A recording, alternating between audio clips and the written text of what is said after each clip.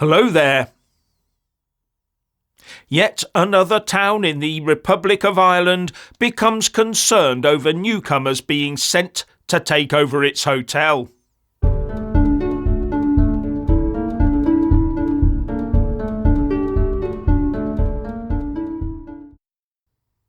Yet another town in the Republic of Ireland sees its hotel commandeered by their government to house newcomers, and they are not happy about it.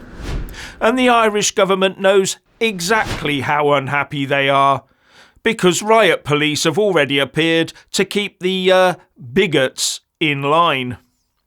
And because of fears that it could overnight become a pile of ashes like some of its forebears.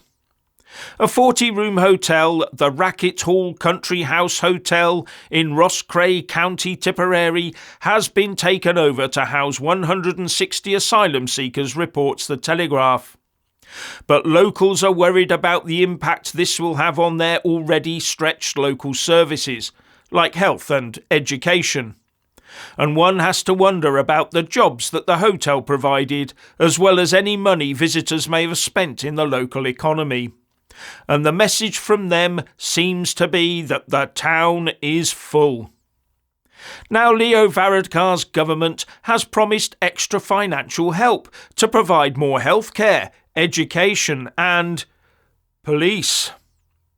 I wonder who the police will be keeping more of an eye on, the largely undocumented and unchecked newcomers or the bigoted residents. But Varadkar's response to those who tried to block the movement of newcomers into their area was to say that nobody in a democracy has the right to veto who moves into their area. Unless you live in a gated community, one imagines, or within a secure area. Now, when local Irish unrest started over these issues, many people tried to shut down dissent by pointing out that the Irish have themselves always travelled the world to seek safety and work. But I do have to wonder how many of those people were put up at no cost in plush hotels and had been given the benefit of free food money and healthcare. I wonder how many of them were actually exploited by the unscrupulous. And digging ditches can be arduous living for little in return. And for those who say, then let them work as soon as they arrive here, I would answer with, what real work is there for them to do? Or will they just undercut local wages and compete for the few jobs? Modern economies are just like delicate ecosystems. They are quite sensitive to change, especially huge, fast demographic changes.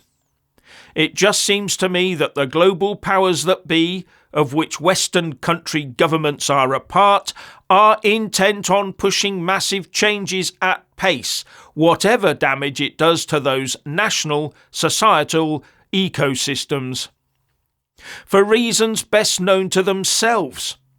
Well, they're not telling the rest of us why, except for it's international law.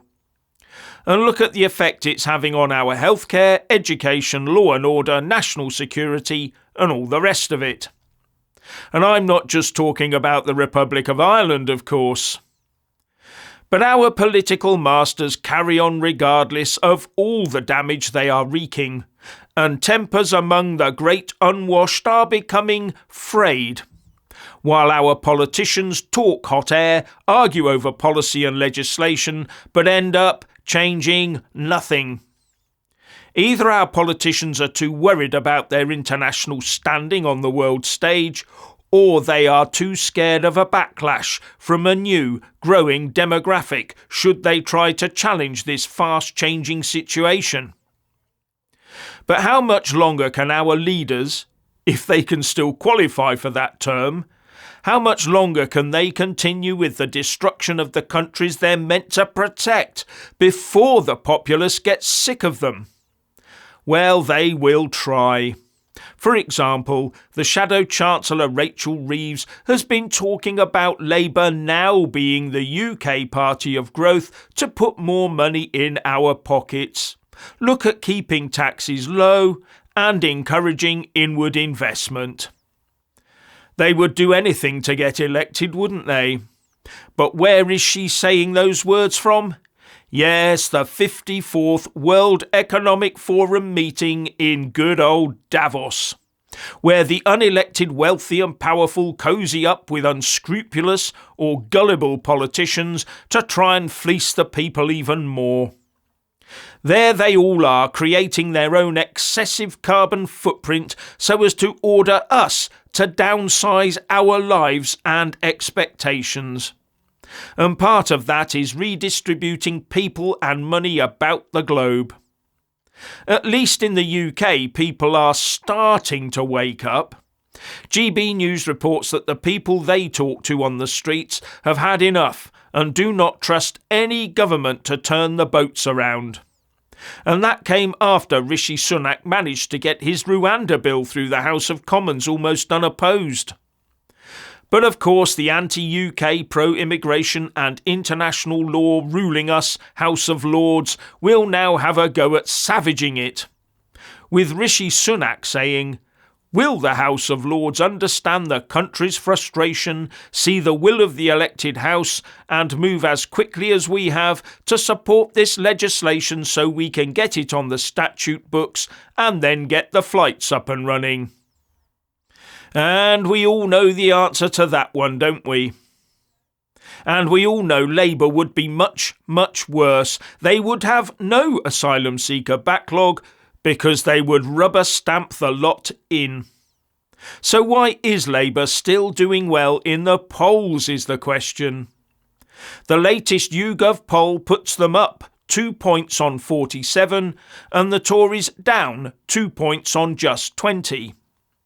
It never ceases to amaze me that the British public will punish one of the two main parties by voting for the other one, while knowing from bitter past experience they are really only punishing themselves. Anyway, the same poll taken on over Tuesday and Wednesday shows that the Lib Dems and Greens have each slipped a point, but Reform UK has gained 2 points to stand on 12. Which puts them in third place behind Labour and Conservative. But interestingly, trust in leading politicians to deal with the issue of immigration is very telling. The YouGov poll showed that trust in Rishi Sunak to deal with immigration is 19%. Trust in Keir Starmer is 26%. Trust in the Lib Dem leader Ed Davey is 11%, and trust in the Reform UK leader Richard Tice is also 11%, but trust in Nigel Farage is 28%, the highest of the lot. But the depressing news is that just by looking at those low figures of trust, you can see that there is more distrust of all of our politicians than there is trust. UK politics, let alone elsewhere in the world, has hit new lows. But I do have to wonder myself, if the question was asked, how much do you trust the UK civil service to act impartially and do as instructed by our elected politicians, what would be the percentage approval trust rating be there?